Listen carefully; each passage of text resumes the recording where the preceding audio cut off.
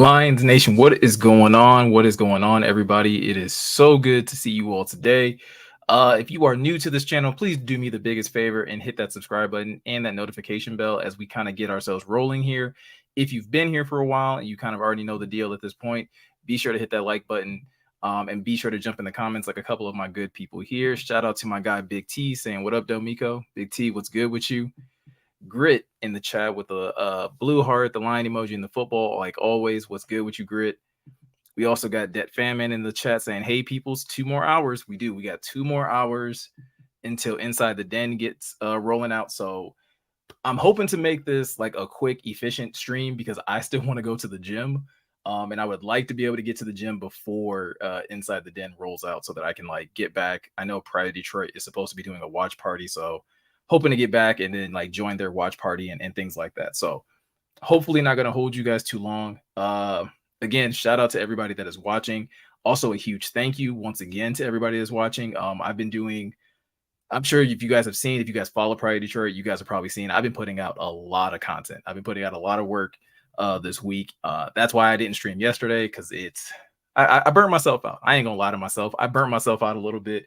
My adrenaline has been running super high ever since I got this opportunity to work with those guys. So, technically, like I don't even officially start until next week, but I've been like, just running, balls to the wall, trying to get content out, especially because this week has been nothing but training camp. So if you like haven't, if you're a little behind on like some of the training camp news, definitely head over to Pride Detroit. I have like an observation for like the first 4 days of training camp, just some of the high level stuff. Plus there's like links in the description to articles that Pride Detroit has written, plus links to some of the podcasts that Jeremy and Eric are doing right after practice. So today there wasn't any training camp, so I got a chance to kind of relax a little bit and really kind of put my focus and get ready for today's show. So super excited to be back on the main channel. Super excited to be hanging out with you guys. Shout out to my guy Perry Ball in the chat saying, "Hey Miko, how are you?" I'm good, Perry. I'm real good.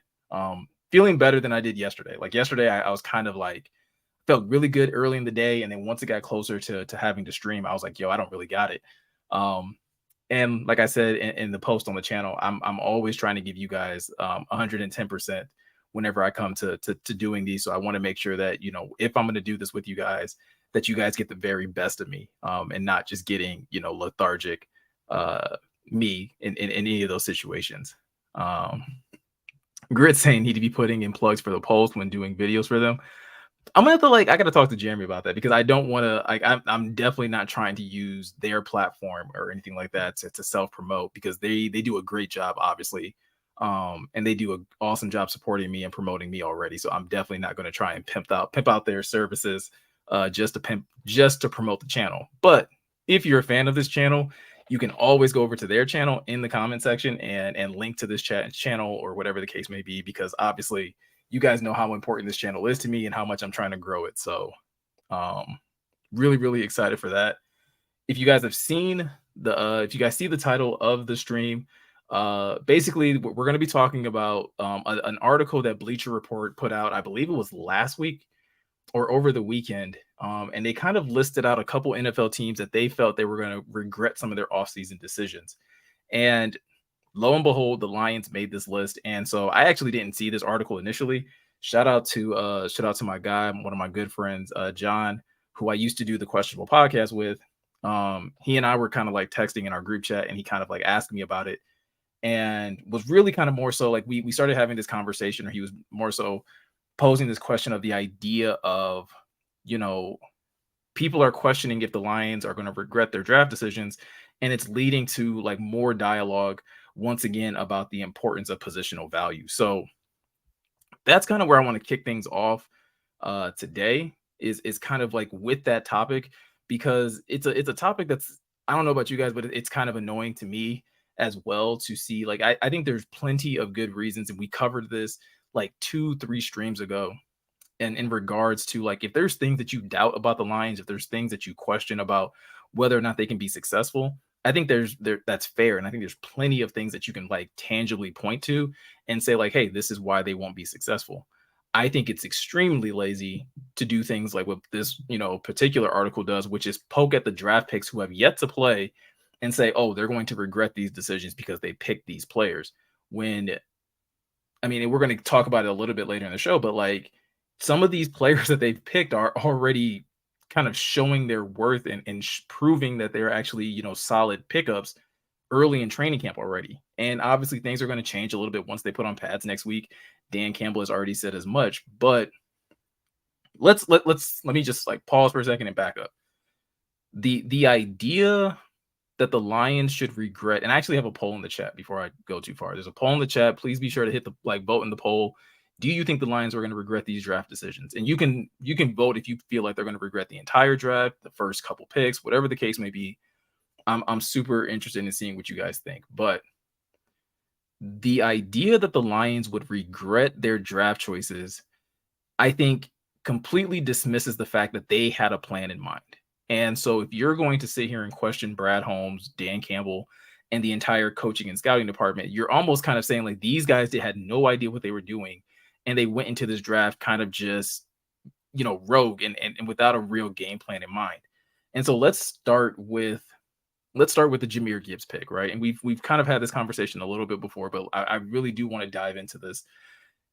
When looking at the Jahmyr Gibbs pick, I know the first thing people tend to like go to is like, well, if the Lions wanted a running back, why not take Jahmyr Gibbs at 6?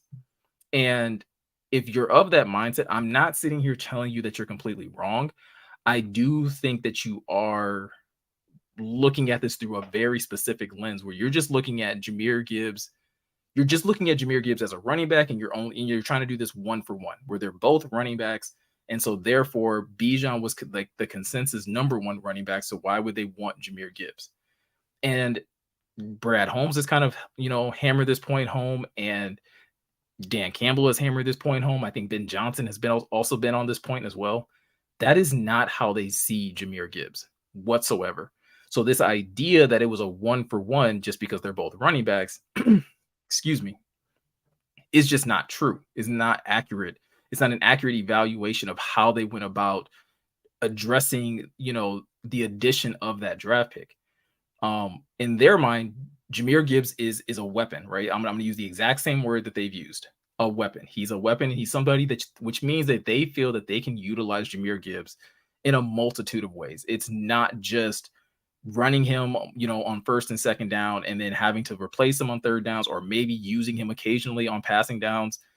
They feel like they have a jack of all trades and that it's someone that they can roll out and use no matter the down and distance and use him not just in the backfield, but in the slot, out wide, and whatever the case may be.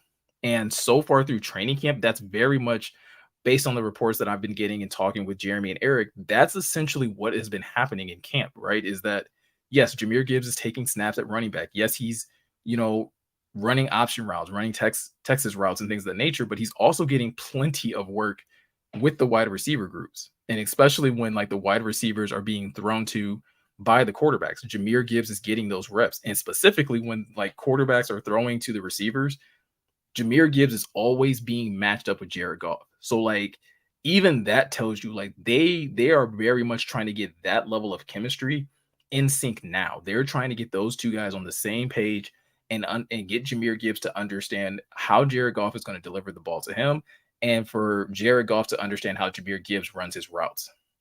So the idea that they would pick up Bijan Robinson to them didn't make sense because can Bijan be a receiving back? Can he like go out and, play on third down and be a receiving option?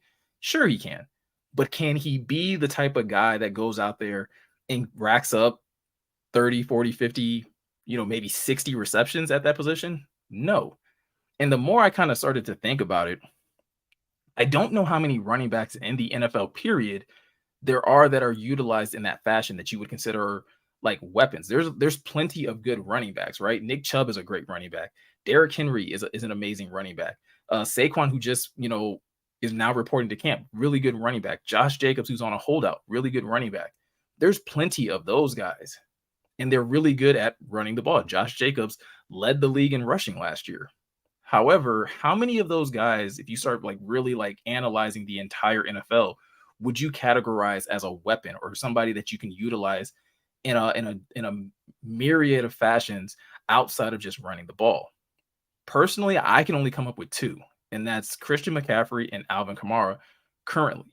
And again, that's not to say that some of these other running backs can't, be receiving options. When DeAndre Swift was here, he was someone who could definitely be a receiving option, but obviously due to health concerns and not being able to stay healthy, he couldn't be that for the Lions consistently. But clearly the Lions want that style of back. They want someone who, yes, can run in between the tackles, who can absolutely, be utilized in the run game, but they also want to be able to like keep that guy on the field and maybe do some other different things with him or match him up with other players on their roster to have an offense that is truly difficult to game plan for and to know what they're doing on any down or distance. So I think for the first part, because that is one of the arguments that the author makes, is that like, well, Bijan was better. Bijan was the consensus. And it's like, but it wasn't about their like comparisons as running backs, right? Because sure, maybe Bijan he probably does grade out as the better run between like the in between the tackles runner and the type of running back that you're going to use on first and second down. But Jahmyr Gibbs on the flip side of that can be used on first down, second down, third down. He can be on the field in the backfield. He can be in the slot and he can be in all these different areas. And I don't necessarily believe that Bijan, or at least the Lions, felt that Bijan could do all of those things as seamlessly. Because again, that's not saying that Bijan couldn't do them at all. But for Jahmyr Gibbs, he's done it, and they think they felt way more comfortable with his ability to do it for their team long term. If we then go and look at Jack Campbell, I understand the confusion with Jack, because again, where the Lions were picking, like Kalijah Kancey was an option. Christian Gonzalez had went just before him. And so, the thought process that like the Lions were going to take a linebacker probably wasn't, at least in the first round, wasn't a thought by many. And even Brad Holmes kind of like almost digs this hole a little bit deeper when he, has his interview with Peter Schrager. And he's like, well, we didn't go into the draft thinking we needed a linebacker, but they did think that Jack Campbell was just a better quality of player than the other players that they had evaluated in the first round. And so again, you kind of almost have to take him at his word on that. In understanding that, okay, if they're just looking for good football players, if they're looking for good depth, or just again, guys that can start, or if they can't start, they're at least good depth, Jack kind of fits that mold. Because while linebacker maybe wasn't at the top of the list for many of us, I don't think any of us would have said that we felt comfortable if the likes of Alex Anzalone went down, or if Malcolm Rodriguez went down. Like you're trying to figure out then that your next two linebackers up would have been the likes of Derek Barnes and Jalen Reeves-Maybin or Anthony Pittman. So the Lions needed linebacker depth in some form or fashion. The question just becomes, okay, well, did they need Jack Campbell? And I think what you kind of, when you study Jack's film, which is what I've done on this channel, as far as like breaking down what he does well and trying to find a comparison for him, Jack fits perfectly what the Lions need. A la the same thing with Jahmyr Gibbs. Jahmyr Gibbs fits exactly what the Lions need. They need a running back that can do a multitude of things, but also still be a threat in the run game so that it can therefore unlock their pass game. Jack Campbell is very similar to that for the Lions defense, where they need a linebacker who can play in coverage because it's a passing league. So they need a guy who can definitely play sideline to sideline, who can drop in coverage and can make plays on the ball. But they also needed a guy that could still defend the run if they go up against teams that decide that they want to run the ball, and they need a guy that could be athletic in the middle of their defense. And that's exactly what they got. And while Jack has been a little bit slower to get those starting reps in training camp, he did start to get them yesterday, where he actually had like a good 50-50 split with he and Derek Barnes at starting with the first team. And when I talked to Eric about it, just trying to get a feel for like, okay, so how is Jack progressing throughout camp? The best thing that you can hear about Jack as of right now is that like, hey, he doesn't look lost. It doesn't matter what group of defenders he's with, whether it's first team or second team or third team, he does not look lost. He looks very much in tune with what he's supposed to be doing and what the defense is like. And yeah, what he's supposed to be doing on defense and what the coaches need him to do on any given play. So this idea that the Lions will somehow end up regretting the decisions that they made. One, I think is just irresponsible because like I said earlier, it makes it sound like you're questioning Brad Holmes and this entire organization's like mental capacity to have a plan in mind, right? It makes it seem like you just think that they're just picking guys willy nilly, and there's not an actual thought put into what guys fit this organization, what guys fit their offense, what guys fit their defense. And I think that's just ridiculous, to start with. Next, I think it's ridiculous to say that the Lions will regret that decision when we don't know how these guys are going to perform. I literally just talked about Jack and Jameer because they're the first round picks, and that's kind of who this author kind of highlights. But Sam Laporta was picked in the second round, and Sam's been literally lighting up camp since OTAs. Like, it's not just training camp either. Sam has been consistently lighting up practices since OTAs. Brian Branch has been lighting up practices since OTAs. These guys have just been continuously putting together play after play and day after day, and kind of showing that, like, no, they fit. Maybe they're not locking, like maybe they're not instant plug and play, starters in the cases of like Branch and Campbell, maybe, but they're getting better. And they're, Ben Johnson kind of pointed out when talking about Sam Laporta, like, Sam's done enough to earn his first team reps. And so this coaching staff has been very honest and upfront with this idea that, like, hey, guys are going to earn their spots. And these rookies have taken that and are doing just that. They're doing just enough to actually earn their way and make their way onto this roster. Again, we can even go down to Broderick Martin, who is someone that I highlighted yesterday over on the Private Detroit channel, and talking about how, again, just like Jack Campbell, Broderick is starting to make plays and starting to kind of make his presence felt. And again, finding an area within their defense that he can shine. And it's, specifically yesterday, it was in pass defense, right? Being able to bat passes down at the line, being able to use that size to disrupt, the quarterback and to disrupt the timing of the offense. If Broderick can continue to get better, then it's like, who questions that draft pick if Broderick goes into the season and it is actually disruptive, he's actually contributing? The thought process that the Lions would regret any of their draft choices, in my mind, only comes down to three things, really. They would regret it if a guy gets hurt and therefore he's never able to contribute. So then maybe there's a little bit of buyer's remorse. But how do you predict injury? You can't, right? That they just tend to happen. If the Lions could predict injuries, I'm pretty sure they would have never made the Lions fan base go through the whole scare that we had with CJ GJ. It's you also got to take into account, like, again, like, okay, maybe that player doesn't necessarily, blow up on the scene. Maybe they don't have a big year for themselves personally, but what if the team has a good season? Like, does it matter if Sam Laporta doesn't have, 800 yards and 10 touchdowns if the Lions still win the division? You see what I'm saying? Like, there's those types of things kind of tilt the scale in a different area, where it's like, choosing to regret a draft choice really is predicated on how you want to view it. And I think at the end of the day, currently, like, I feel like how most Lions fans feel right now, we're all in the boat of, we want to see the team do well. If individual guys do well along the way, awesome, right? If it's a rookie, if it's a vet, like, whoever the case it may be, if those guys are doing well, awesome. But at the end of the day, it's about the team getting to a certain pedestal and getting to a certain level of play that I think most of us care way more about than one individual player. So with that said, like, I don't know. I'm gonna jump in the comments really quick because I'm really interested to see what you guys kind of think on this topic.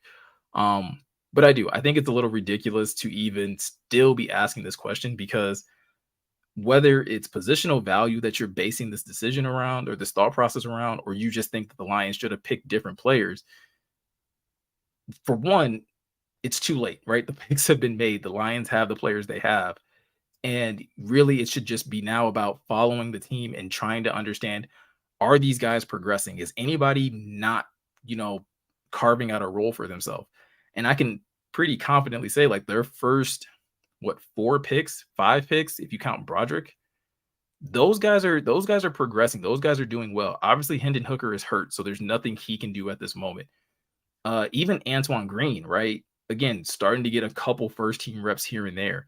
Colby Sorsdahl was, I think, playing with the second team yesterday because Vitae was out, with his injury. So, like, these young guys are contributing. So, at the very end of the day, like, that should be the other thing that really matters. Like, are they contributing in any capacity? If these guys aren't, as long as Jahmyr Gibbs is active on game day and he's getting snaps, that's all I care about. As long as Jack Campbell is active and getting snaps, that's all I really care about. I think this idea that they would have anything to regret is I don't know, a little clickbaity. I guess that's probably the nuts and bolts of it, is that it feels very, very clickbaity. Um, so let's jump into the chat really quick and see what some of you guys think on this topic. Perry saying, I think we got good players in the draft and UDFAs. So I think they will have impact with us. Again, I agree. And I think, like I just kind of named off with some of the top picks, right? Gibbs, uh, Campbell, Branch, and Laporta and Martin, like those guys are making plays here and there, and they're at least getting reps with either the first or the second team. Most of them are getting snaps with the first team. I think Broderick Martin obviously is probably getting work with the second team a lot. Sorsdahl, like I said, getting work with the second team. Antoine Green, mostly second and third team type of stuff, but he is starting to get some first team reps, especially with the likes of like Marvin Jones and Jameson Williams being out. So some of those guys are getting more opportunities. Brian asking the question, any updates on CJ or Jameson? So based off of yesterday, like I said, they didn't have practice today, but the reports that came out yesterday, CJ and JMO are out at practice. Same with Marvin, like right, they're there. They're just working with trainers. I saw a video, and I'm sure some of you guys saw the same video, where they were doing some sort of looked like they were doing some sort of drill with the trainers where it just like kind of like, working with some mobility, probably trying to stretch something out or whatever. And a lot of people were saying that CJ looks to be moving better. He was moving better yesterday than he was the day before that. JMO looked to be moving relatively fine. Like in that video, you can kind of see him just a few steps away from CJ. He looked to be moving perfectly fine. So it'll be interesting to see if JMO's, going to be out at practice once they put pads on in a couple of days. But I mean, Dan Campbell basically had already came out and said that both guys were fine. They was just basically be out a couple of days.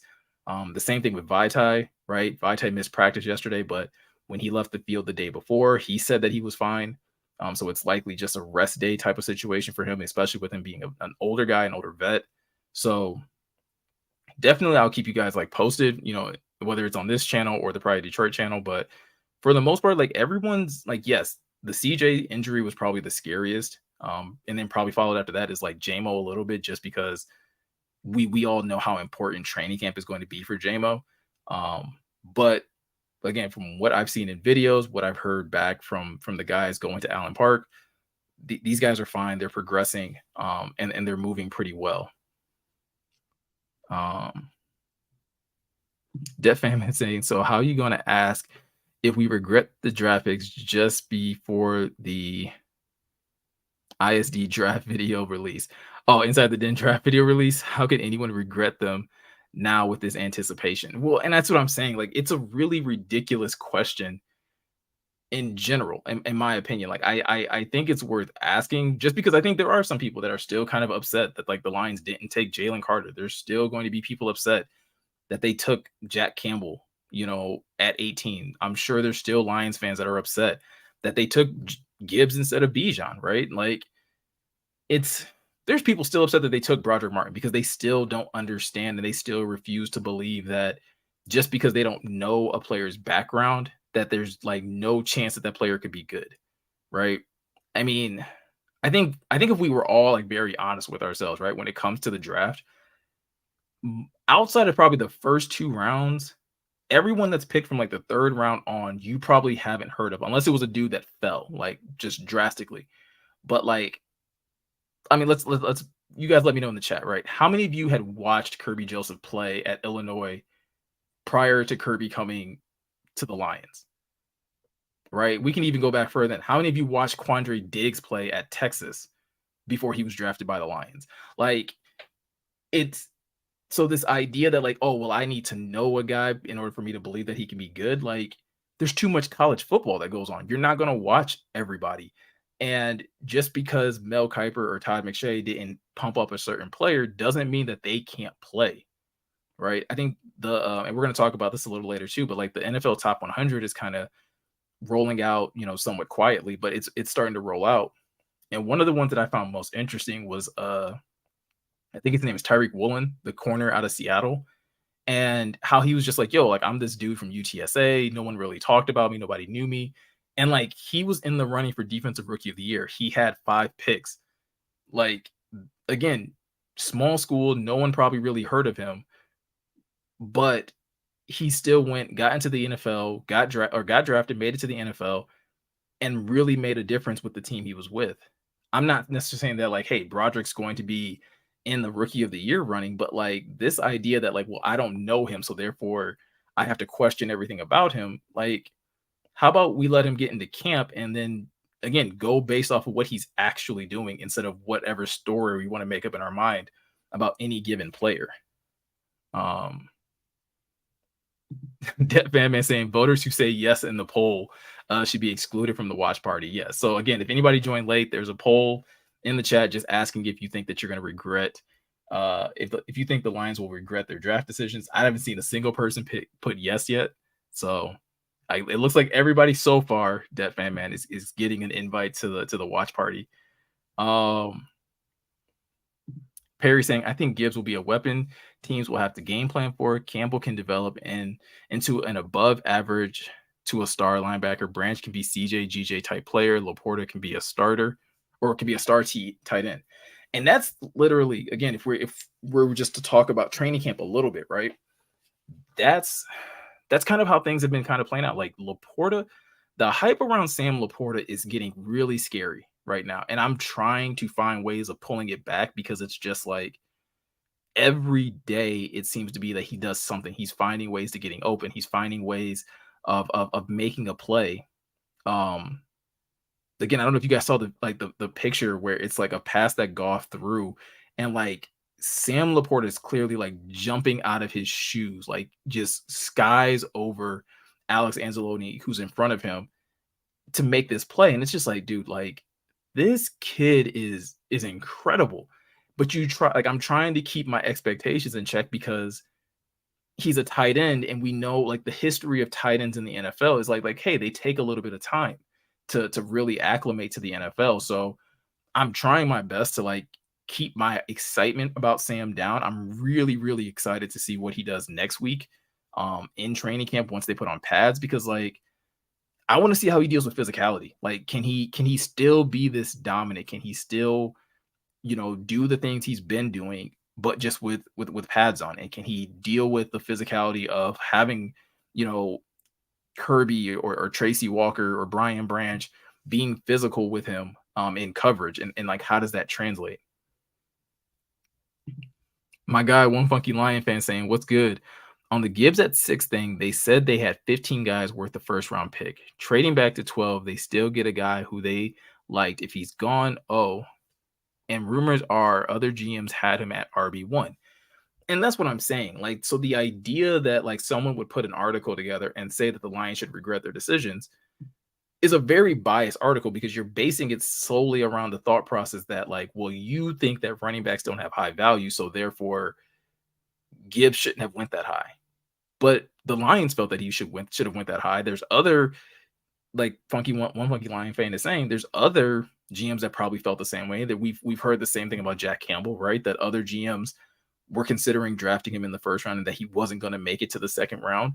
It's all relative to whatever the information you want to believe. And if you choose not to believe it, if you choose to be like, no, that's cap, no one was taking Jack Campbell, well, it doesn't matter. The Lions took him. So like it again, it becomes a very moot point right after that. Brian saying, well, they'll definitely have a high-powered offense. The question is, will they have the same glue that held the 2022 line together? Jamal was their voice last year. Who takes that role in 2023? So if you're asking me, I'll give you 2 names, right? Because I think the Lions do have replacements on both sides of the ball, actually. Offensively, I think it's Penei Sewell. I think we're going to see Penei take a very big jump this year in just leadership. And we kind of heard him talk about it I believe it was during OTAs where he was saying that like Jared Goff kind of like challenged him, like, hey, you need to talk. And again, it's another shameless plug, and I'm sorry that I'm doing this these days, but like I'm excited about the work that these guys are doing. Pride of Detroit just came out with like their top 10 Lions players on the roster. And I think Panay came out as number one for a lot of people. And I think for me personally, like Panay would be number one for me as well. Like I think Panay is that good as far as like a football talent. If you like strip away positions, I think Panay is the most talented player that they have on the roster. And I think he also has like I think he has like the gravitas and what is necessary for him to be that vocal leader, for the Lions offensively. It may not be in the same fashion as Jamal, right? It may not come with tears and emotion all the time, but I think Panay has been here. He knows what this team has gone through. And so I think he can definitely be that type of person. And if it's not Panay, I think I've seen some really good stuff from Taylor Decker in the past. And so I think Decker can be that guy. I think Saint could be that guy, if he so decided to be that person. So I think there's enough players offensively to be, that spark and that fire. Defensively, I think it's Chauncey Gardner-Johnson. Both again for what he could do on the field, and like again, we started to kind of hear like how these players felt about him. And he's only been here for a couple months, but like he's already had a really big impact on this defense with again how he carries himself, how he's so vocal on the field. And so even if he's not there, and I kind of talked about this, I believe on Monday stream, even when he went down with his injury, the next person that kind of stepped up was Tracy Walker. And Tracy's been a captain. He was a captain last year. He's someone that this defense highly respects. And so I think there's enough voices on both sides of the ball to be able to keep this team together and kind of keep the glue together. Shout out to Soul Surfer saying, love your work with POD. Congrats. Appreciate it. Really enjoying my time over there. Perry saying Hooker can develop into a starter quarterback. Martin is a developmental defensive tackle. The offensive guard we picked up can be a starter, and the wide receiver can develop into a solid starter. And again, like it's all predicated. I mean, I think all of those things are possible, right? Are all of those players going to necessarily become those things? Maybe not. But again, that's the thing that I love about the NFL necessarily is like you get 7 rounds to pick up players. And if your 6th or 7th round never turns into like a star or a starter, no one kills you over those players. Like it's important that you get those first couple right. And I think that's why, like, if there is any like smudge on the resume of Brad Holmes, it is like, okay, Levi has struggled, but again, it's injury based. So that's if the only stone you can throw at Brad Holmes for that is that Brad Holmes says like, well, yeah, they knew about his injury history and they still drafted him, but you still didn't know that it was going to turn into this, right?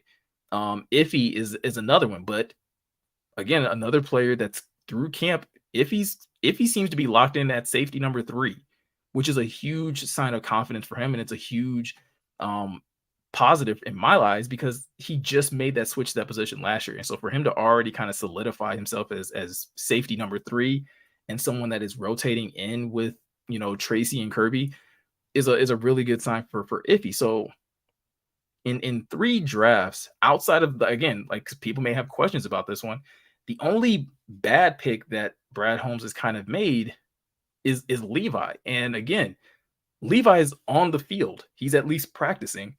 And so he's at least making a push to kind of get back onto the roster, and we'll see if he can actually do that. But I mean, the only other player that Brad Holmes has kind of drafted that has just kind of never done anything is Jamar Jefferson. But again, there's talent. There's more talented running backs in front of him, and he was drafted in the 7th round. No one's going to be mad if Jamar Jefferson never turns into a star. Another one from Perry. Do you think Gibbs can run to the outside as well as inside and catch? Yeah, I think Jahmyr Gibbs can do it all, and I think he has to do it all. If you want Jahmyr Gibbs to be at his most effective, he has to do it all. He has to run on the inside. He has to run on the outside. He has to catch the ball. You can't box him into just doing one specific thing because that's when you and your offense and his skill set becomes very easy to diagnose and game plan against. Lester White in the chat saying the analytics fanatics don't look at particular circumstances. They would have Holmes pick a player with less than a first round grade as that fits their analytical model. And I think that's true, right? Something that um something that Ryan Matthews said when he was over on the channel during our interview was that like nobody questions when teams pick wide receivers high. Like no one bats an eye. But a wide receiver can bust. Like there's been a lot of those where like drafted high, never did anything. I can think of like John Ross, um, what was it? There was I think his name was Coleman. I think he was like a wide receiver out of Baylor that went to the Browns. Like this happens with wide receivers a lot, where they're drafted high, they're expected to be really good, and then they never really turn into anything. Kevin White was drafted to the Bears, never turned into anything. Kelvin Benjamin was drafted to the Panthers, got like just never really turned into anything over there. No one bats an eye when it happens with wide receivers, which is why I say like no one brings up positional value until a player is injured, until they fizzle out of the league, or if they just if they play on too many teams. Like no one really, or I'm sorry, if it gets to like contract negotiations and a player holds out, right? Like we're talking about positional value with running backs now because Josh Jacobs and Saquon Barkley were talking about holding out. That's the only reason we're talking about positional value right now. We don't talk about it any other time other than those very like specific moments. Debt Famine saying Laporta will score the NFL's first regular season TD. I'm trying to tell you, man, the way that people keep talking, the way people are hyping him up, and I'm not saying this to be like to like make fun of those people, but like the way people are hyping him up, it's like you would think Travis Kelce was playing tight end for the Lions right now. Like it just seems like it's that level of hype. And I don't know, and I know it's not that. I know people wouldn't dare like put him in that same class, right, as of right now, especially as a rookie, but it's just he's been making those kind of plays. So yeah. Lester White saying the Lions knew Aleem was moving to the 3 tech, so that made the need for that made a Cansey less of a need. Again, agree, right? Like it's understanding your roster and understanding what guys are doing, what guys are like realizing that this coaching staff, that this organization sits down with players before they go into the offseason and they help them map out game plans and help them understand like, hey, where do you want to get better? What do you want to work on in the offseason? And so to Lester's point, I'm sure they knew like, hey, Aleem's going to go into the offseason. He's going to try and slim down and he wants to play more 3 tech. Okay, well, what do we need at defensive tackle then?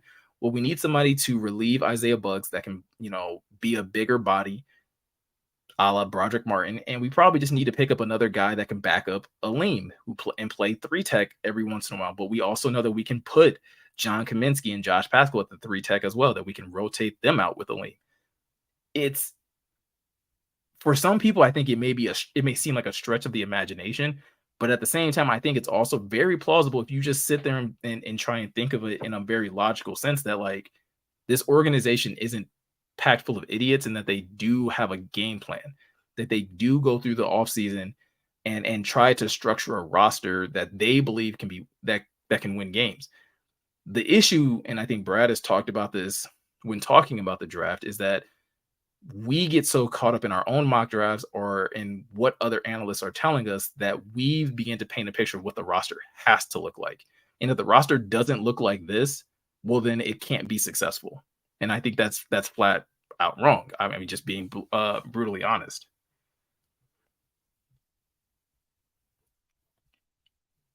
Grit, I'm not even going to read that because I'm not going to dare let you disrespect Lamar Jackson like that. But just know that I saw that comment. I don't appreciate it. Not one bit. One funky Lion fan saying there's people that are pissed off about the hooker pickup. Golf slappies are too funny. I'm not even gonna let you get me in trouble today. All right. People have been liking me, right, for the last couple of days, like the last week and a bit. I'm gonna wait a while before I start going in on Jared Goff takes, and I just want people to be happy with me, right? I'm enjoying the fact that people have been saying nice things to me, and I don't want to give people a reason to say bad things about me. Damian Smith in the chat. What's good with you, Damian? I think this is the first time I've ever seen you in the chat, so appreciate you stopping by the channel. Saying, I think people wondered if they wanted Witherspoon, why they didn't take Gonzalez, Deontay Banks, or Joey Porter Jr. once Seattle picked him. And I think that's a fair question, right? If they wanted, you know, um, Devin Witherspoon, why didn't they just take another corner? And I think the answer to that is that they didn't want a corner; they wanted Devin Witherspoon. So there's like it sounds very similar, but it's drastically different, right? It's the same thing like I was saying with running back. If you look at it as simply, well, the Lions wanted a running back, why didn't they take Bijan? It's not running back they wanted. They wanted Jameer Gibbs and what Jameer Gibbs brings to them. The same thing is probably true with Devin Witherspoon. They wanted Devin Witherspoon's skill set, right? The toughness, the ability to play man, man to man, and everything else that came along with him. Christian Gonzalez, I love Christian Gonzalez. Personally, he was my CB1. But if they looked at Christian Gonzalez was like, hey, he can only play this style of defense. That defense doesn't jive with what we want him to do. Or let's say he's not great at defending the run or whatever the case may be. And I'm not just saying that with Christian Gonzalez, but like with Deontay Banks or Joey Porter Jr. Like if things weren't lining up, if they weren't perfect one-for-one comparisons, then those players no longer become options because it's not about just taking a corner. It was about taking Devin Witherspoon. And I think that's where some teams get in trouble. And you hear this type of rhetoric kind of starting to come up more and more, is that some teams pick positions, right?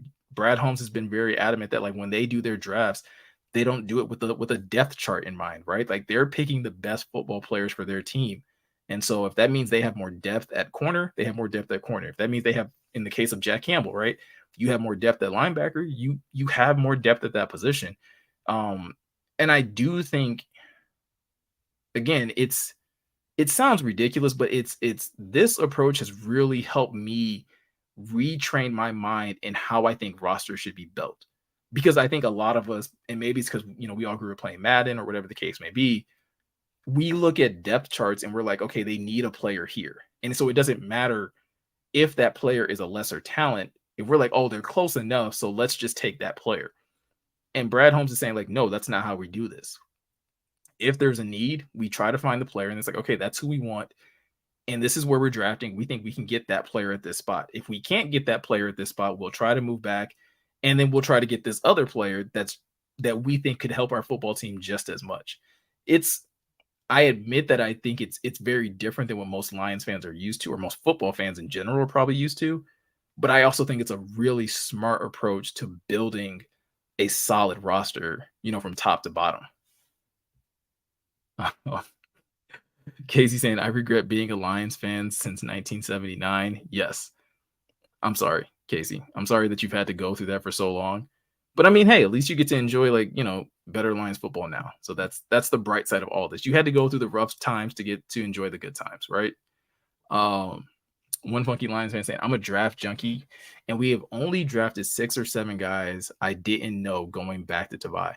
And again, and I think that's, again, if that's you, like some people, I love the draft too. So I do try and invest a lot of time into the draft and finding out as much as I can about certain players. But I'll admit, no, didn't know who Broderick Martin was. I didn't know, who Kirby Joseph was. I think I'd probably heard his name. I didn't know who Malcolm Rodriguez was. And so I was actually kind of excited about that. But I can't remember how many players are in the draft pool, but it's a lot of players. You're not going to know everybody. And some of the guys that turn out to have amazing football careers are probably guys that you never heard of.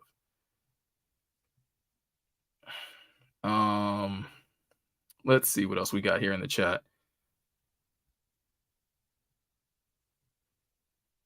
Public Enemy saying, we live in a microwave era where everyone wants things instantly instead of baking it in the oven. Give the players time to develop before we judge. Again, exactly what it's a thought process that I very much share, right? It's super important to let these guys again get to a point where once we see them on the field, then make your judgments, right?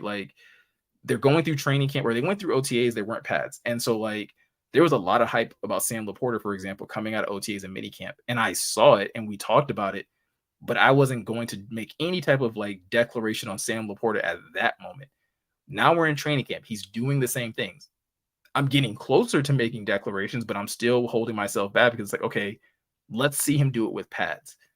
like everything that happens between now and week 1 is just a step closer to becoming a little more sure of what this team can possibly be, um, in the coming weeks and once the season kind of rolls around. Um,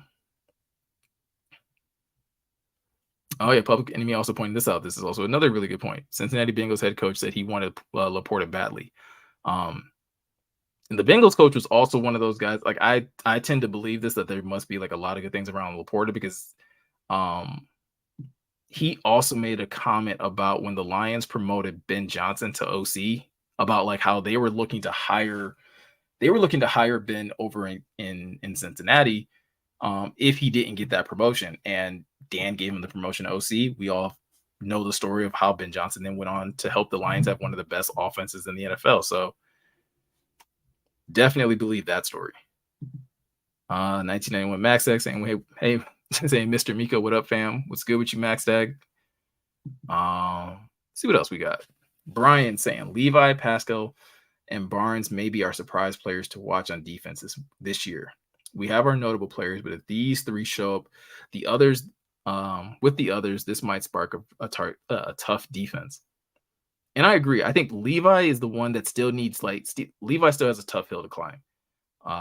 Again, him being at practice and being able to contribute in any capacity is a good thing, but I think like if Levi's not the furthest defensive tackle on the depth chart, he's like probably just above Benito Jones. And then like it's still a tough climb for him the rest of the way. So, but I will agree on Pascal. I've been super high on Pascal this entire offseason. He's been mainly repping with the twos. When playing like the edge spot, he's repping with the twos. When he's kicked inside, again, still repping with the twos, but he's at least getting some reps on the interior of the defensive line. So it'll be interesting to see kind of how he's utilized, coming into the season.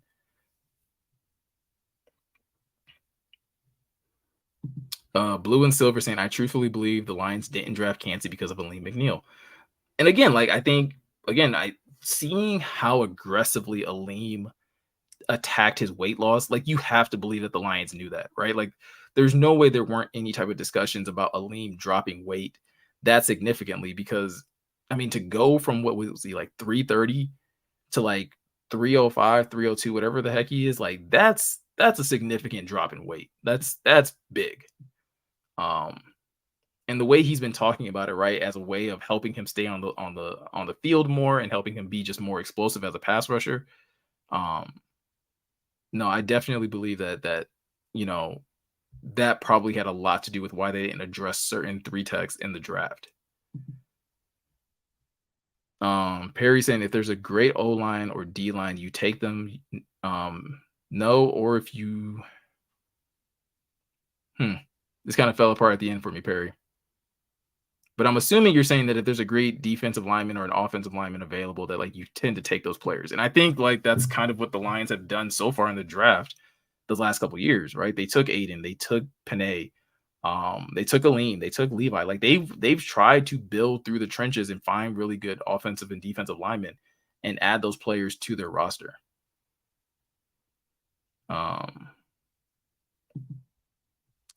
Karen in the chat saying Witherspoon probably a blue chip player, and again, that was a lot of things that people were saying about Devon Witherspoon in the chat or in the draft process, was that like, hey, the reason that a lot of people thought the Lions would pick him, he just screamed Dan Campbell guy, right? He seemed to just fit everything the Lions were about leading up to the draft, and I honestly, that's probably who would have been the pick, right? The Lions probably would have stuck at 6, and they would have probably taken Devon Witherspoon, and then it would have been interesting to see what they would have done at 18, because I think then you're probably looking at them maybe trying to trade up from 18 to get Jahmyr Gibbs. If they start getting a vibe that Jahmyr Gibbs is going to get drafted high.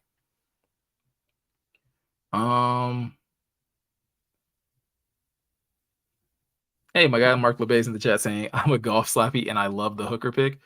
I think I think if anybody, like if you seriously just look at this as a team, right, and what the team needs, you can find reasons to like all of these picks and understand why the Lions were making very certain picks, and picking very specific players. Like it's not this run of the mill like, hey, we're trying to fit these players into certain schemes. And I think that's what we've been used to over the last few years with the last few head coaches. Obviously, with the Patricia era, it was very much that.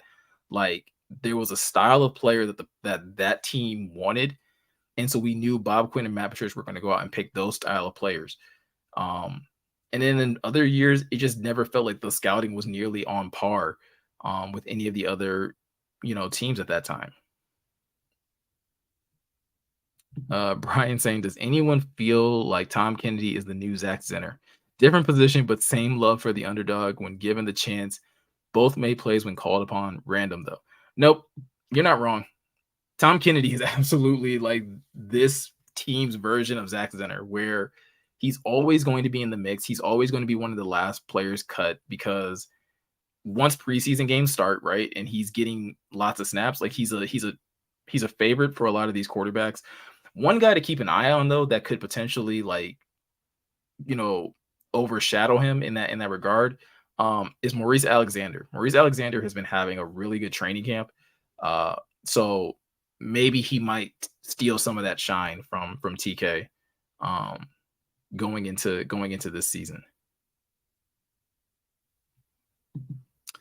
CC3131 CC, as a Seahawks fan, I love Devin Witherspoon. And again, like I don't blame you, right? Like again, looking at what he was and what he was projected to be as a cover corner, looking at what he does as far as defending the run. I know there's still like some disputes right now with Witherspoon as far as him reporting to camp because of stuff with his contract, but I mean, if he gets there, then I think the Seahawks have a really good. Him with Woolen is going to be scary. Put it that way. If he turns out to be exactly what they think he is, that's a scary tandem.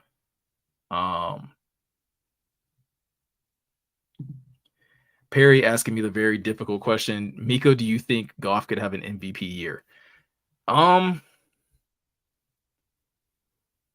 is a tough question because I think winning MVP in the NFL is probably like one, it's a large part of it is a popularity contest, right? So like Patrick Mahomes, Jalen Hurts, Josh Allen, um, who else? I mean, Aaron Rodgers is at the Jets, so he's gonna like there's certain names that are gonna get thrown into that conversation first. But if Jared Goff can play the way he played last year, limit the turnovers, have games where again, like the one thing that I think would hurt Jared Goff's MVP chances is if he did some of the things that he did last year where he had games where he didn't throw touchdowns. Like you can't do that. I believe you can't be in the MVP race and literally go whole games and you don't score. Because again, at the end of the day, like Patrick Mahomes is probably going to put up close to 40 touchdowns. So like you're going to need the numbers. But I think even if he's not a league MVP, he can still be an MVP for this team. And like that's at the end of the day, like the Lions need him to be their MVP. They need him to be consistent. They need him to perform at a high level so that they can get to where they want to get to. And speaking of Jared Goff, so I'm sure you guys, if you guys haven't seen the news, I'm sure most of you have. The Lions have had 3 players so far revealed to be in the top NFL players list this year, which is a big deal considering the fact that last year we had nobody make it. So to already, I think they're going into, I think the next round will be like 61 or 60 to like 51. And the Lions have 3 players in the top 70. Aiden Hutchinson came in at number 88. And Ross St. Brown came in at 67, and then Jared Goff was right ahead of him at 66. So to me, that is a huge. We talked about this, I think, again, a couple streams ago, as far as like there was a list that came out. I think it was from like CBS Sports, and they didn't have like, I don't think they had a single Lions player. They only had like a couple Lions players on their top 100 list. And I kind of said during that time, like, that sucks and it's kind of like disappointing, but like the list that I care most about is this one. This is the list. I care about this list more than I care about the Pro Bowl. Like in all honesty, I think this list is way more important because it is voted upon by the players and it is the players taking notice of their peers and saying like, hey, no, this guy is having a good year and everybody needs to know it. And so I talked about this again on the Pride Detroit channel about Hutch and just the fact that like him making the list wasn't a surprise to me. Him making it at 88 was a little bit of a surprise because I just thought like it's hard for rookies to make that list. But again, looking at the numbers he put together, 9.5 sacks, the 3 interceptions, the 2 fumble recoveries, being, the first rookie ever to have those type of numbers and being the only second defensive lineman to put up those types of numbers is truly incredible. And so for me personally, like it's a great accomplishment for Hutch, but I have like very, very big expectations for him. I know Luke talked about it on his channel probably a couple weeks ago where he like was really challenging, basically saying like Hutch has to make this big jump. And like I do believe that's what's going to be required of him. I do think he has to be a double-digit sack guy. And so while this is a great starting out point, I'm really looking forward to seeing what he does in 2023 because currently, like the Lions defensive line is healthy. They have a good stable of edge rushers and they have a good stable of guys that can help take pressure off of Hutch. But one thing that I will continue to say, and I will continue to kind of harp on, is that the Lions will need Hutch to get better at dealing with these double teams, right? We all know about him being double teamed just as much. I think only person that was double teamed more than him was Micah Parsons. And I don't like that might change, right? They might not double him as much because I think there's going to be more people to contend with on the defensive line. But Hutch is going to have to get better at that. He's going to have to get better at his win rate when dealing with blocks. And I know he had the numbers. I literally just talked about him, had really good numbers. I still remember plenty of games where watching Aiden Hutchinson just not rush with a plan. And I think that's one of the biggest things that he needs, like the second biggest thing that he needs to get better at is that he has to be able to formulate and have a better pass rush plan because when he has one, he's way more effective. You see what he did against that Dallas offensive lineman where he hit him with the spin move. Like Aiden had a predetermined plan on how he was going to rush, executed a move, and was able to get to the quarterback and get a sack. He's much better at that than just going straight at guys. Like, and I'm not saying that he's weak or that he's soft or anything like that, but I'm just saying like, I'm more so saying that NFL offensive linemen just aren't weak, right? And it's hard to just out muscle a lot of those guys. So I think if Hutch can develop those two things of his game, become better at defeating double teams and becoming better at just understanding how to rush with a plan, he'll be a way more effective pass rusher this upcoming season. Amon-Ra has been like Amon-Ra has been on a tear, it feels like, so far through training camp. And when I talk to Eric and I talk to Jeremy, they're just like, dude, like no one can cover this guy.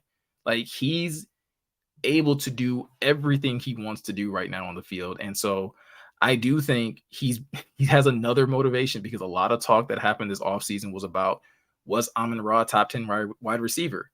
And you guys know I didn't shy away from it. I don't think he is. I think he's on the cusp of it, but like I think he's just outside of 10 because I think there's a lot of good wide receivers in the league. But I think he heard that noise, and I think he's going into the season looking to prove that he does deserve to be in that conversation, and that he probably deserves to be higher than 10. So him making this top 100 list was, once I saw Hutch made, I'm like, oh, Amon-Ra is absolutely on this list. And so it's really good to see a guy who attacks the game with such a focus and such a drive be acknowledged by his peers. And so going into this year, I'm expecting another 1,000-yard season for Amon-Ra. I'm expecting closer to 8 to 9 touchdowns from him. I know he had 6 last year. I'm expecting him to get 2 to 3 more. I think he can be that dynamic for this offense. And then we look at Jared Goff. Jared Goff coming in at 66. And first, similar with Amon-Ra, I'm glad that Jared is getting the recognition that he's getting. And I think my criticism of Jared Goff has been this, as far as like, or not even criticism, expectation for Jared Goff has been this going into 2023. Consistency. Consistency is key with Jared. If he continues to play the way he did last year, like I don't need Jared to play any better I definitely can't afford for him to play any worse. I do need him to at least, like I said earlier, if he wants to be in the MVP conversation, he's got to have games where he's, again, helping this offense score. There were games last year where they didn't. And there were games, and some of those games they still won, but it's like they didn't win necessarily because Jared was helping them get in the end zone. And so that is something I would love to see him do more. But even if he's just the same guy he was last year, if he's the same guy he was last year, but the defense is better, the Lions win more games. Like straight up. The Lions go from 9 wins to 12 to 13 wins just off the defense being better and Jared Goff playing the exact same. So the Lions, I have a formula for how to help Jared and for Jared to be successful. And I think Jared is building like he has a like it almost feels like a psychic link at this point with him and Amon Ra. He seems to be building really good chemistry with Sam Laporta. We'll see how things progress with JMO. From what I'm hearing, the chemistry between them is better, right, than it was in OTAs and in training camp. We know he has a good relationship with Josh Reynolds. And then we got to see how he develops with Jahmyr Gibbs. But if those things all click, I think we're looking at a really good year for Jared Goff. And maybe it does lead to him being in the MVP conversation. I can't say it right now, not without seeing, like, again, how this team is performing and as well as how he's performing game in and game out. But overall, I think as Lions fans, we should be extremely excited, extremely proud of this team. I'm still waiting to see Panay on this list. I think if Panay is not on the top 100, I'll be ready to fight somebody because, like, Panay deserves the recognition. I think Frank deserves the recognition. I don't know if Frank will make it, but those are two other defensive players or two other offensive players that should make it. I don't think Kirby will make it because I feel like if Kirby was going to make it, he would have made it somewhere in the same range as Aiden, right, in the 80s or 90s. So it's kind of unfortunate for Kirby, but I still think there's a really good chance that Panay and Frank or Panay or Frank could make the top 100 list. And I think both guys would be very deserving of it, just for how well they've been playing. Again, the last few years, honestly, not even just this past year, but the last few years. Let's get back in the chat. Antoine in the chat saying, "What up, though? What's the deal supporting Lions content?" Appreciate you, Antoine, for stopping by. Really appreciate the love and the support, bro. Brian saying, "Who do you think the Lions rookie MVP will be this year?" It sounds like it's Sam Laporta, right? Like I wanted to be Jahmyr Gibbs really bad. Really, really bad. I want Jahmyr Gibbs to outdo Bijan so badly that everyone has to apologize. Because I feel like people have just been talking cash cow crazy about, Jahmyr not deserving to be picked, in the same realm as Bijan. And so I really want to see Jahmyr do it. But Sam's been just like, it feels unfair. Like it just feels like I would be doing a disservice if I picked against Sam right now, just based off what he's been doing in camp. So I'm going to say Sam right now. But I reserve the right to change my mind, Brian. If we get closer to the regular season, I'm allowed to change my mind and go back to Jahmyr if I decide to. Public Enemy saying Jared Goff isn't the most popular, so if he wins or is in the conversation of MVP, then he would have earned it. And I think that's what it'll be, right? That's what's going to be required for him to get into that MVP conversation. Like the Lions will have to win, absolutely, but he's also going to need the numbers. Like he's going to need to have impressive touchdown numbers because there's other quarterbacks that are going to put him up. Patrick Mahomes is going to put up some crazy numbers. Grit left, so I can say this without him like having a snide comment. Lamar Jackson is going to put up crazy numbers and probably be in the MVP conversation. Jalen Hurts in the MVP. Like those guys are going to put up ridiculous numbers and their teams are probably going to be doing well. And so like it raises the bar for how well Jared has to play. But I think Jared would even say this, right? Like he's more concerned probably about getting the team to the playoffs and winning the division than he is about being in an MVP conversation. Not saying the other guys are either, but it just kind of just goes back to, I think, like Public Enemy said, right? Jared's not the most popular, so I don't think like his mind is even going to be, going in that direction.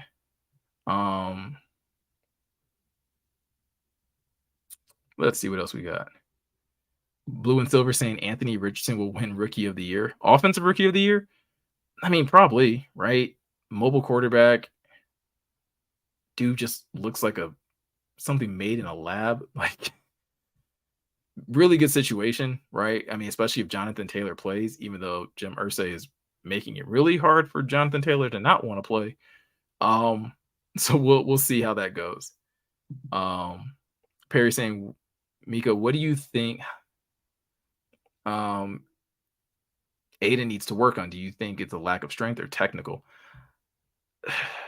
A little bit of both. Honestly, I think because I think he wants to be able to overpower people. I think he wants to be able to just like drive guys back because he did it a lot in college, right? Like Aiden was bigger and stronger than a lot of the tackles that he faced off against in at Michigan. So like I think there's a part of his brain that still wants him to do that.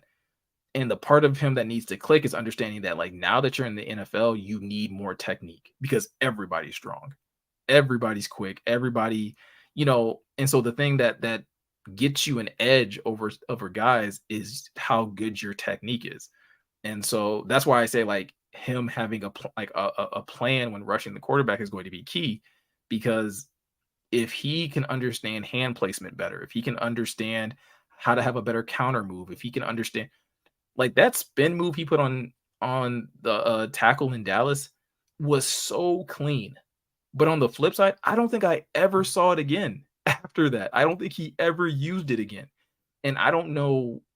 So it's stuff like that where it's like try to have a deeper bag of pass rush moves so that you can be unpredictable um, when you're rushing the passer. Brian says everyone has been talking about players improving into year 2 and 3. I'm looking for AG to make that same leap this year and hopefully keep this defense playing the way they ended last year.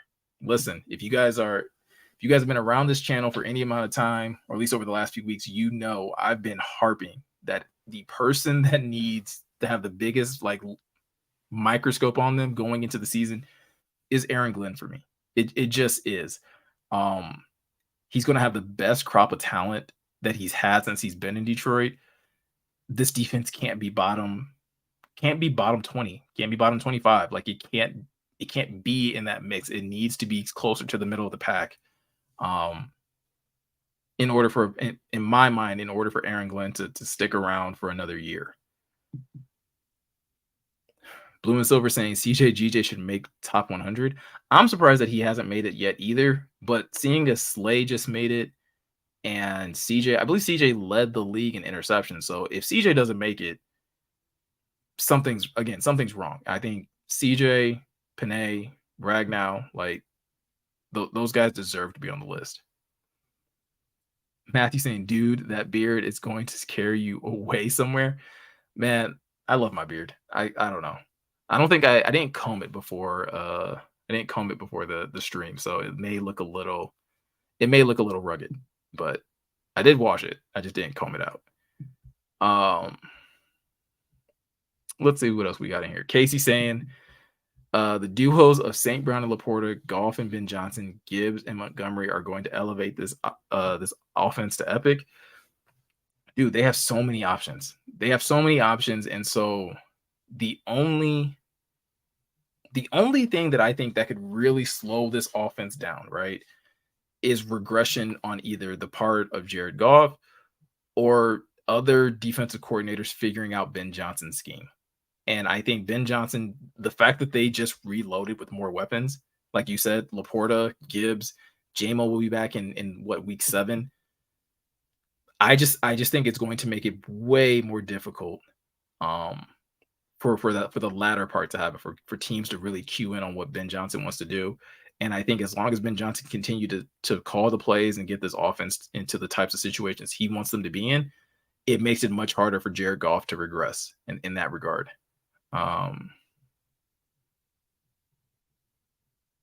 Let's see. Damian Smith asking the question, Antoine Green or Denzel Mims?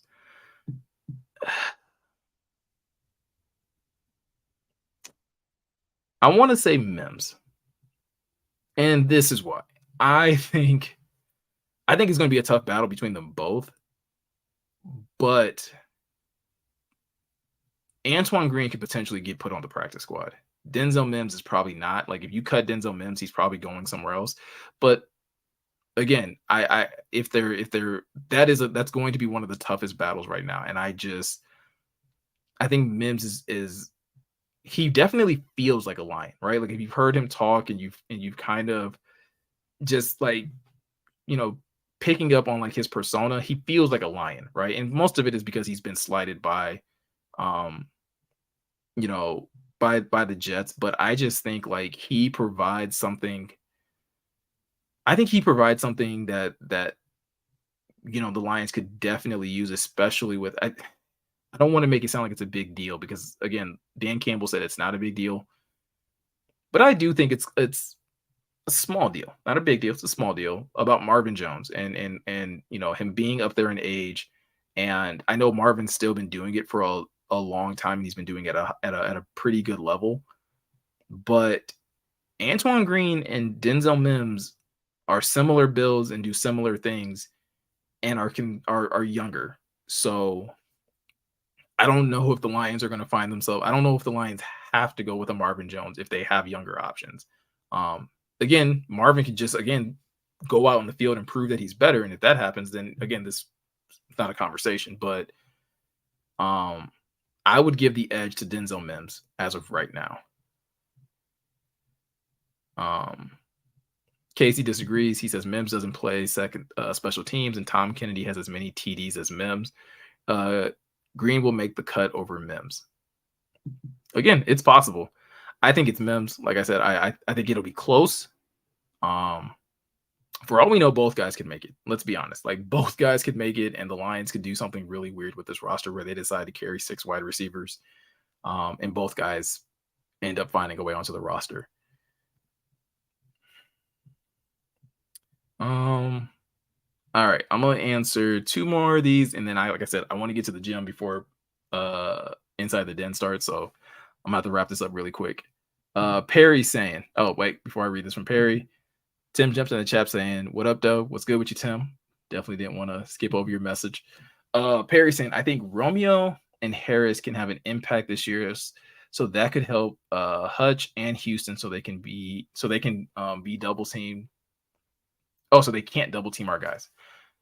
Yeah, I mean, so so far in camp with Charles Harris first, right? So Charles Harris has been taking reps with the Sam linebacker group. So when they are going 5 down linemen, they're using a Sam linebacker. Charles Harris is that Sam linebacker, and then they're using Kaminsky and Hutch as their 2 edges, right? When they're going on like base formation, base defense, which is what they were doing a lot yesterday, then it's Hutch and Harris.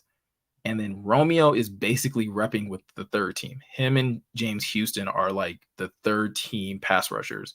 Pascal and Kaminsky are currently like repping at 2nd team. So a lot of things could shake out. A lot of things could change between now and then. But having Romeo and Charles Harris back is going to be really is going to make things easier for Hutch, because I think for one, Hutch played like the most defensive snaps by any defensive lineman outside of Max Crosby, I think. And as far as just like total defensive snaps, I think he was 2nd on the Lions in percentage of snaps played. So like they definitely need to get his usage down, just so that I think that'll also help with his pass rush as well. Just again, him being able to rest a little bit more. Drew Howard in the chat saying, "Think there's a chance of a mobile quarterback sub packages with Hendon when healthy?" Yeah, I think so. Right. I think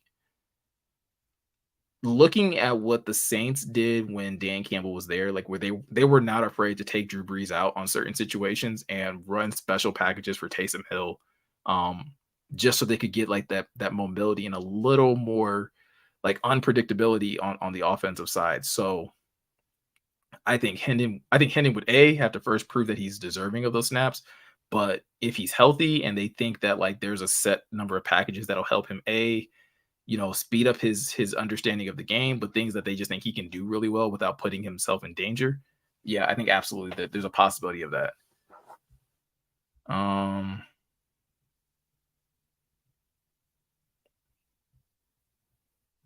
right, these are gonna be the last 2, and then I'm gonna get out of here. And yes, Dead Fan Man, I know it's over 65 minutes. I'm still going to the gym. I am. These last 2, then I'm going. Is there only one linebacker or one safety on these 5-man fronts? Um, that's a good question. I know I'll have to let me find that one out for you, Blue and Silver, right? Because I know they've been definitely rotating with their safeties, and specifically like with safeties and nickel. Um, Again, sometimes like before Chauncey Gardner Johnson was hurt, like sometimes CJ would be in at nickel, then he'd be going back to safety. Um, I know they've also played some sets where they've used one of the safeties, whether it's Brian Branch or Will Harris, like as a linebacker instead of using another like DB or using another linebacker in those situations. So uh, it's definitely like they're definitely like switching things up quite a bit. Um, and then Matthew saying, "How do you know Mims doesn't play special teams? He didn't in New York, but that don't mean squat." And I think that's true, right? Like I don't think just because they didn't ask him to do it there doesn't mean that he won't be asked to do it here.